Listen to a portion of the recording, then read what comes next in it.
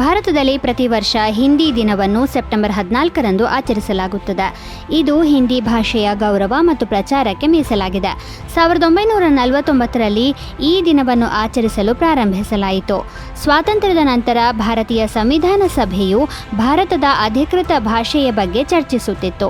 ದೇಶದಲ್ಲಿ ಅನೇಕ ಭಾಷೆಗಳನ್ನು ಮಾತನಾಡುತ್ತಿದ್ದರು ಮತ್ತು ಆದ್ದರಿಂದ ದೇಶದ ಜನಸಂಖ್ಯೆಯ ದೊಡ್ಡ ವರ್ಗವು ಮಾತನಾಡುವ ಮತ್ತು ಅರ್ಥ ಮಾಡಿಕೊಳ್ಳುವ ಭಾಷೆಯನ್ನು ಆಯ್ಕೆ ಮಾಡುವುದು ಅಗತ್ಯವಾಗಿತ್ತು.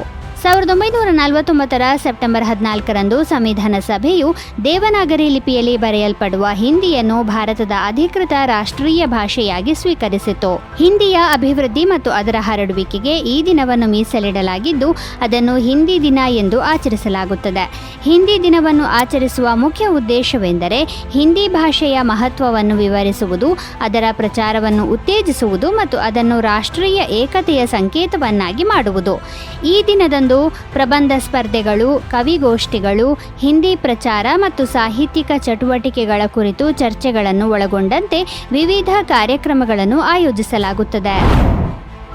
2000ನೇ ಇಸವಿಯ ಸೆಪ್ಟೆಂಬರ್ 14ರಂದು ಭಾರತದ ಅಂದಿನ ಪ್ರಧಾನಿ ಅಟಲ್ ಬಿಹಾರಿ ವಾಜಪೇಯಿಯವರು ಯುಎಸ್ ಕಾಂಗ್ರೆಸ್ನ ಜಂಟಿ ಅಧಿವೇಶನವನ್ನು ಉದ್ದೇಶಿಸಿ ಮಾತನಾಡಿದರು.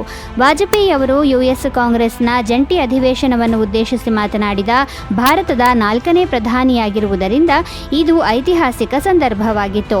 ಅವರಿಗಿಂತ ಮೊದಲು ಭಾರತದ ಮೊದಲ ಪ್ರಧಾನಿ ಪಂಡಿತ್ ಜವಾಹರ್ಲಾಲ್ ನೆಹರು, ಮಾಜಿ ಪ್ರಧಾನಿಗಳಾದ ರಾಜೀವ್ ಗಾಂಧಿ ಮತ್ತು ಪಿ.ವಿ. ನರಸಿಂಹರಾವ್ ಅವರು ಯುಎಸ್ ಕಾಂಗ್ರೆಸ್ ಅನ್ನು ಉದ್ದೇಶಿಸಿ ಮಾತನಾಡಿದ್ದರು.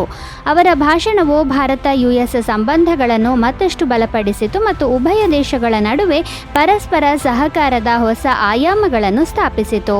ಈ ಭಾಷಣದಲ್ಲಿ ವಾಜಪೇಯಿ ಅವರು ಭಾರತ ಮತ್ತು ಅಮೆರಿಕ ನಡುವಿನ ಪ್ರಜಾಪ್ರಭುತ್ವ, ಸ್ವಾತಂತ್ರ್ಯ ಮತ್ತು ಸಮಾನತೆಯ ಹಂಚಿಕೆಯ ಮೌಲ್ಯಗಳನ್ನು ಒತ್ತಿ ಹೇಳಿದರು.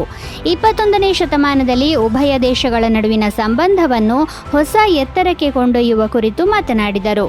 ಈ ಐತಿಹಾಸಿಕ ಭಾಷಣವು ಭಾರತ ಮತ್ತು ಯುಎಸ್ ನಡುವಿನ ದ್ವಿಪಕ್ಷೀಯ ಸಂಬಂಧಗಳಿಗೆ ಹೊಸ ದಿಕ್ಕನ್ನು ನೀಡಿತು ಮತ್ತು ಮುಂದಿನ ವರ್ಷಗಳಲ್ಲಿ ಉಭಯ ದೇಶಗಳ ನಡುವಿನ ಕಾರ್ಯತಂತ್ರದ ಪಾಲುದಾರಿಕೆಗೆ ಅಡಿಪಾಯವನ್ನು ಹಾಕಿತು.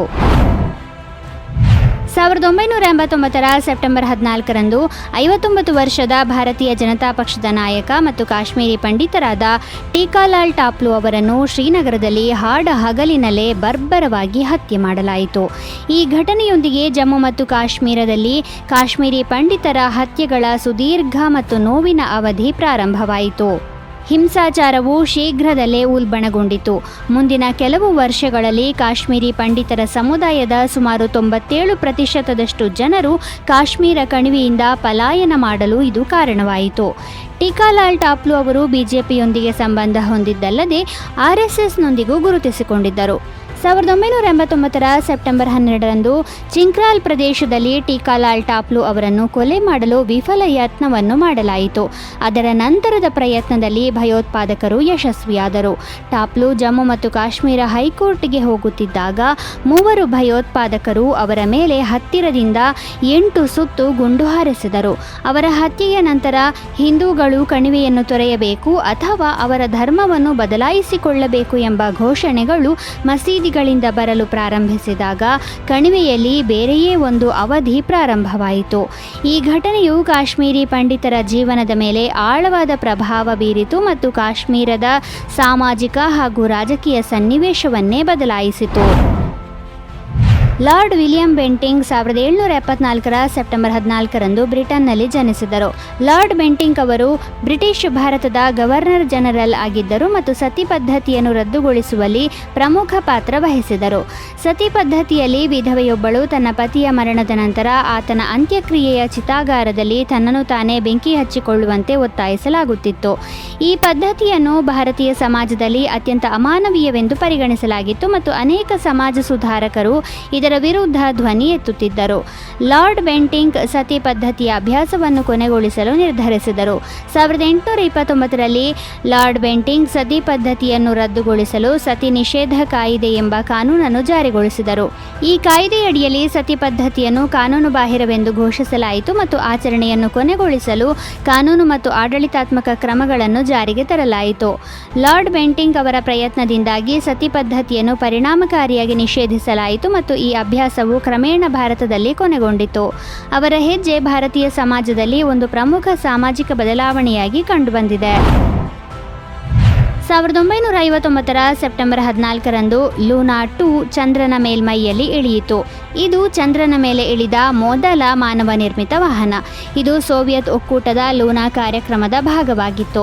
ಚಂದ್ರ ಮತ್ತು ಬಾಹ್ಯಾಕಾಶದಲ್ಲಿ ಅಧ್ಯಯನ ಮಾಡುವಲ್ಲಿ ಸೋವಿಯತ್ ಒಕ್ಕೂಟದ ಪ್ರಗತಿಯನ್ನು ಪ್ರದರ್ಶಿಸುವ ಉದ್ದೇಶ ಇದರದ್ದಾಗಿತ್ತು. ಬಾಹ್ಯಾಕಾಶ ನೌಕೆಯು ಸೋಡಿಯಂ ಅನಿಲದ ಮೋಡಗಳನ್ನು ಬಿಡುಗಡೆ ಮಾಡುತ್ತದೆ. ಇದರಿಂದ ಅದರ ಚಲನೆಯು ಗೋಚರಿಸುತ್ತದೆ. 1959ರ ಸೆಪ್ಟೆಂಬರ್ 14ರಂದು ಲೂನಾ 2 ಚಂದ್ರನ ಮೇಲ್ಮೈಗೆ ಡಿಕ್ಕಿ ಹೊಡೆದಿತ್ತು.